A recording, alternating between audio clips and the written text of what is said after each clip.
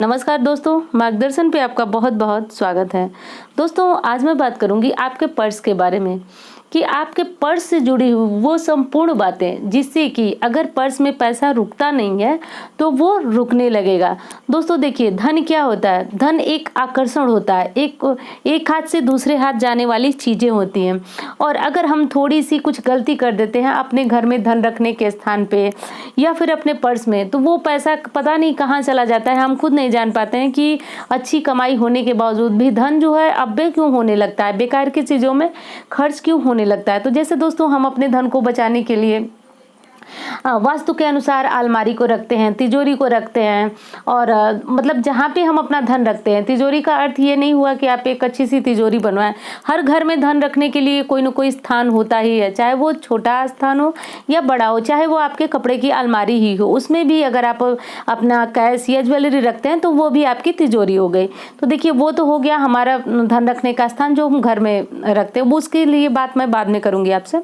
आज मैं बात सिर्फ करूंगी आपके पर्स के बारे में कि पर्स में ऐसा क्या करना चाहिए जिससे हमारा पर्स जो है खाली ना हो, उसमें पैसा हमेशा भरा रहे, यानी निरंतर हमारी कमाई इतनी होती रहे कि हम अपने परिवार का खर्च चलाने के बाद अपने घर में बहुत अच्छी तरह से अपनी व्यवस्था को सुदृढ़ कर सकें। तो उसके लिए पर्स से जुड़ी हुई कुछ महत्वपूर्ण बातें हैं जो कि आपको जानना बहुत जरूरी है। तो दोस्तों देखिए, सबसे पहले तो ये जानना चाहिए कि हमें कभी भी कटा फटा या बेकार पर्स नहीं रखना चाहिए। तो कटा फटा पर्स इसलिए नहीं रखना चाहिए दोस्तों कि जैसा कि संबंध पैसे का सीधे माँ लक्ष्मी से होता है। हम माँ लक्ष्मी का दूसरा स्वरूप पैसा को ही मानते हैं।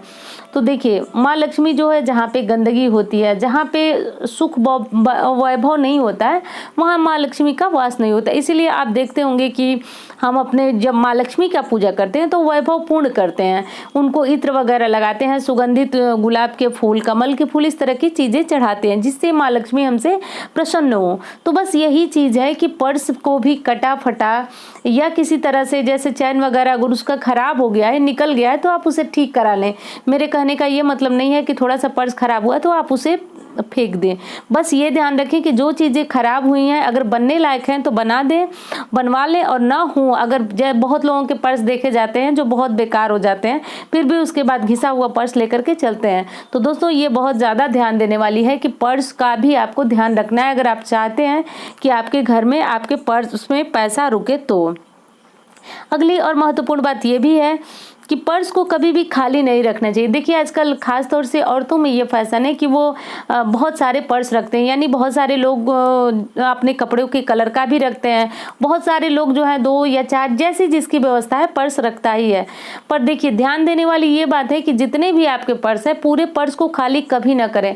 अगर आर्थिक स्थिति बहुत ज़्यादा खराब है, उसके बाद भी आप पर्स में कुछ सिक्के ही छोड़ दें, लेकिन पर्स को कभी बिल्कुल खाली करके न छोड़ें। अगर बिल्कुल खाली करके आप छोड़ेंगे तो ऐसी मान्यता है कि उसमें माँ लक्ष्मी कभी निवास ही नहीं करती हैं।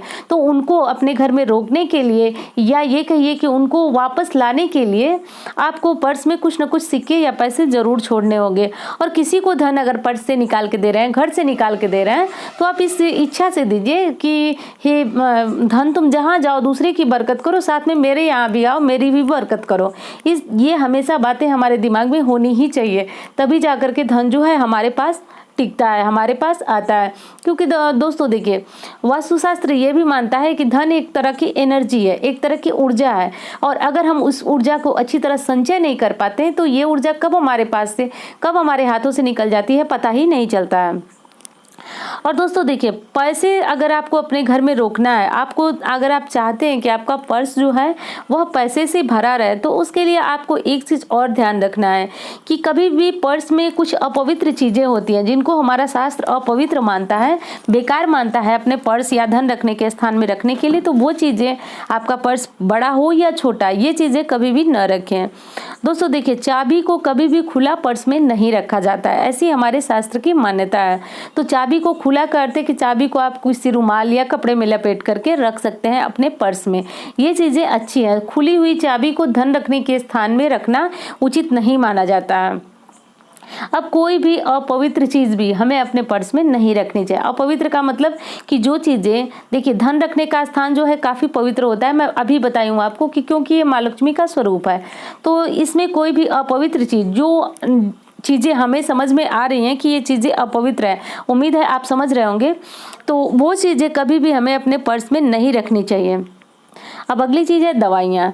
दोस्तों देखिए, दवाइयाँ अगर आप कभी अपने पर्स में रख लेते हैं तो वो चीज़ें गलत नहीं है। आप कभी रख लिए, कहीं से आ रहे हैं, दवाइयाँ लेकर के आ रहे हैं, रख लिए, कोई बात नहीं है, कोई बुरी बात नहीं है। लेकिन बहुत लोगों की आदत होती है कि आप पर्स में ही वो कोई पेन किलर रखते हैं या कोई दवाई रखते हैं, उसी में से खाते हैं, फिर वहीं कहीं जाते हैं लेकर के आते हैं।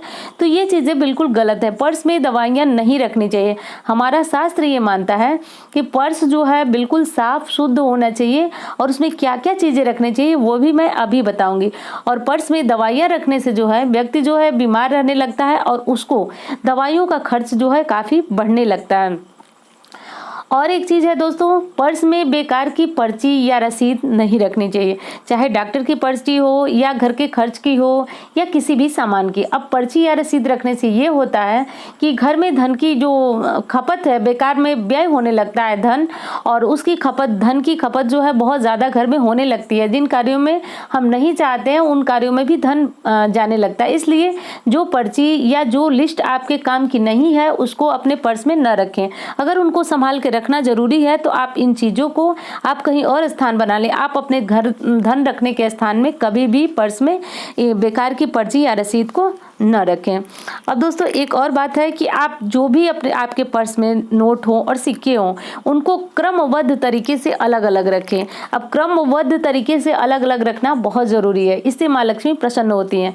आपके पास अगर नोट, आपने सुना भी होगा, बहुत सारे लोग बोलते हैं कि नोटों को अच्छी तरह से सजाकर गड्डियों में रखा जाता है। तो दोस्तों उसका कारण भी है कि देखिए, किसी चीज़ को अगर आप व्यवस्थित तरीके से रखते हैं तो वो चीज़ें माँ लक्ष्मी को अत्यधिक आकर्षित करती हैं। वहीं नोट रखने या पैसे रखने का एक गलत तरीका है कि बहुत सारे लोग पर्स में जो है पैसे ठूसते जाते हैं, यानी जैसे नोट उठाए और ना उसको क्रमबद्ध तरीके से रखने के बजाय उसी में किसी तरह से उलट पुलट करके रखते जाते हैं। तो ये पैसा या धन रखने का बिल्कुल गलत तरीका है। आप अपने पर्स में भले ही कम पैसा हो लेकिन आप उनको अच्छी तरह से एक लाइन बना करके रखें, एक साथ रखें। ये चीज़ें बहुत अच्छी होती हैं। एक तो इसका फ़ायदा ये भी है कि आप अगर कहीं किसी को दे रहे हैं पैसा तो वो आपका बेकार नहीं जाता है, यानी उसमें उसके साथ और सारे पैसे जुड़ के जाने की आपको टेंशन नहीं रहती है, और इससे माँ लक्ष्मी भी प्रसन्न होती हैं। और पर्स में आपके जितने भी जरूरी कागजात हैं वो चीज़ें आप अपने पैसे रखने के स्थान से थोड़ा सा अलग रखें। मैं समझ रही हूँ कि आप बहुत छोटा ही पर्स सभी लोग रखते हैं, लेकिन जिस पर्स में आप पैसे रखते हैं वहाँ पे अपने credit card, debit card, ATM वगैरह, वहाँ पे देखिए आजकल सभी पर्सों में ये व्यवस्था आ रही है कि ये सारी चीज़ें हम कहाँ रखें, तो उनको जहाँ पे उसका स्थान दिया हुआ है वहाँ ही क्रमबद्ध तरीके से रखें। अपने नोटों के साथ मिला करके नहीं रखा जाता है।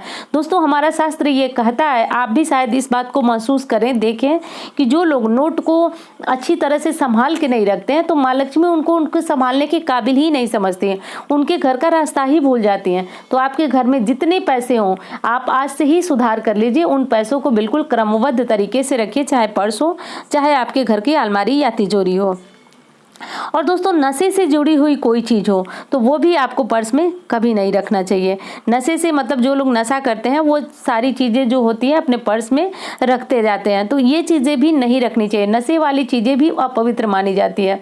अब देखिए, हम माता लक्ष्मी को प्रसन्न करने के लिए इत्र लगाते हैं। क्यों लगाते हैं? क्योंकि वो इत्र की खुशबू से प्रसन्न होकर के हमारे ऊपर मेहरबान हो जाती हैं। तो वही बात है, अगर आप नशे से जुड़ी हुई या नशे करने वाली कोई चीज़ अपने पर्स में रखते हैं तो वैसे ही माँ लक्ष्मी हमसे रुष्ट होकर के नाराज हो जाती हैं। और इसीलिए मैंने उदाहरण के तौर पे आपको बताया कि इसीलिए माँ लक्ष्मी को सुगंधित इत्र चढ़ता है, सुगंधित फूल चढ़ता है, क्योंकि वो हमारे ऊपर प्रसन्न हो सके। और दोस्तों देखिए, अब एक महत्वपूर्ण उपाय है जो कि आपके घर में पैसे की आवक जो है बढ़ा देगा और आपका पर्स जो है वह पैसे से भरा रहेगा।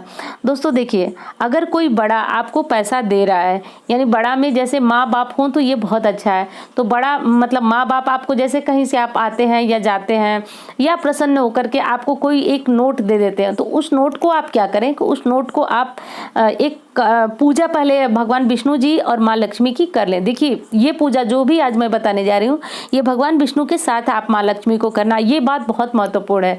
तो आप माँ लक्ष्मी और भगवान विष्णु के सामने वो नोट या सिक्का रख दें और उस पे केसर से तिलक लगाएं, और केसर से तिलक लगाने के बाद आप उसको वहीं पे छोड़ दें। और ये सारे उपाय जो है आपको गुरुवार के दिन करना है। ये नोट जो आप भगवान विष्णु के और माँ लक्ष्मी के चरणों में रख रहे हैं, तो ये आप वहीं छोड़ दें। अगले दिन गुरुवार के दिन ये करना है आपको, और अगले दिन शुक्रवार को आप सुबह सुबह स्नान करें और बिल्कुल इस भावना से रखें कि ये नोट जो है वो सिद्ध हो चुका है और इस नोट के रहते हमारा पर्स कभी खाली नहीं रहेगा। तो बस आपको केसर का तिलक लगाना है और इस नोट को माँ लक्ष्मी और भगवान विष्णु के सामने रखना है।